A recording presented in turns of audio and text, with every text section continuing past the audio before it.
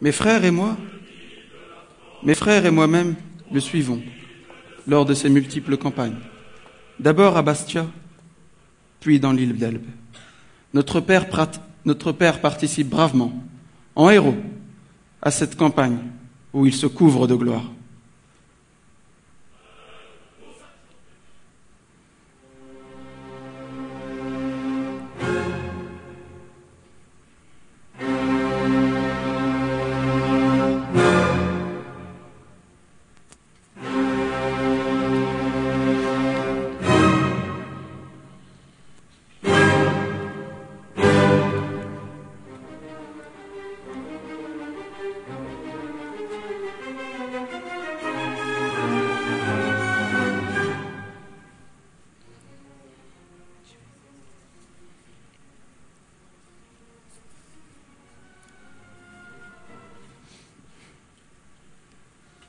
Mon père, ce héros, au sourire si doux, suivi d'un seul hussard qu'il aimait entre tous, pour sa grande bravoure et pour sa haute taille, parcourait à cheval, le soir d'une bataille, le champ couvert de morts sur qui tombait la nuit. Il lui sembla, dans l'ombre, entendre un faible bruit.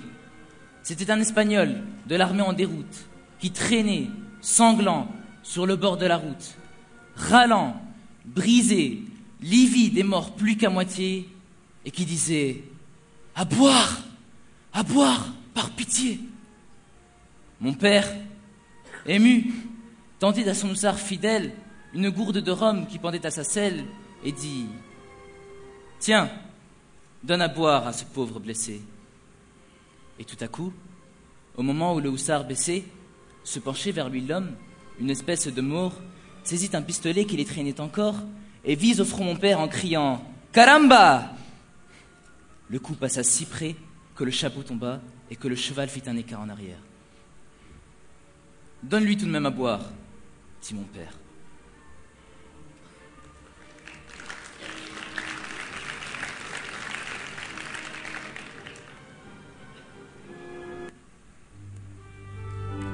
De retour d'Italie, en février 1809, maman loue un vaste logement, aux 12 de l'impasse des Feuillantines. Ce fut un vrai bonheur pour mes frères, Abel et Eugène, et pour moi.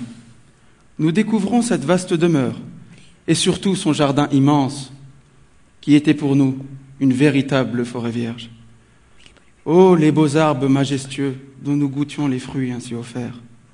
Et c'est d'ailleurs à cette époque que je rencontre Adèle Fouché, qui venait se joindre à nos jeux innocents. C'est elle, plus tard, qui acceptera de m'épouser. Et puis, un jour, en explorant les vieux greniers des Feuillantines, je découvre, oh, délice, une vieille Bible illustrée d'estampes. Et ce fut pour moi un vrai ravissement.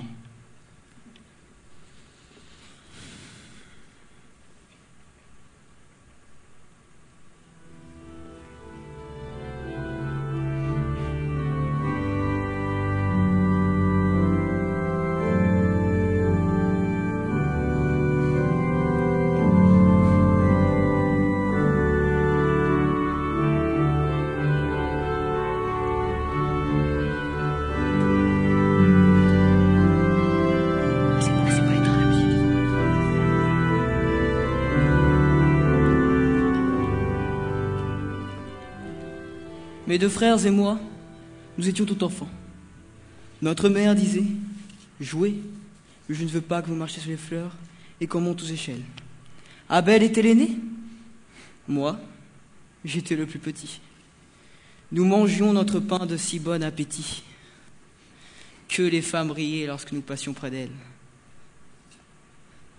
Nous montions pour jouer au grenier du couvent et, tout en jouant, nous regardions souvent sur l'eau d'une armoire, un livre inaccessible.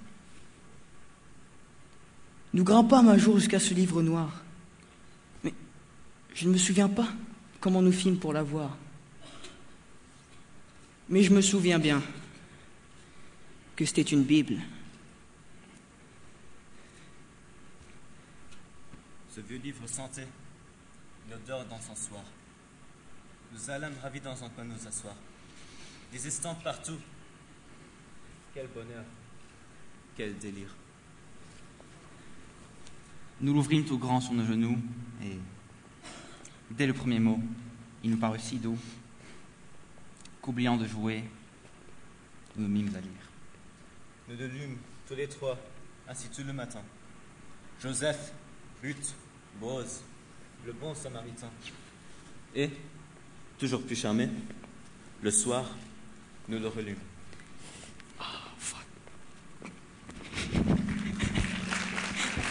Quel vieux.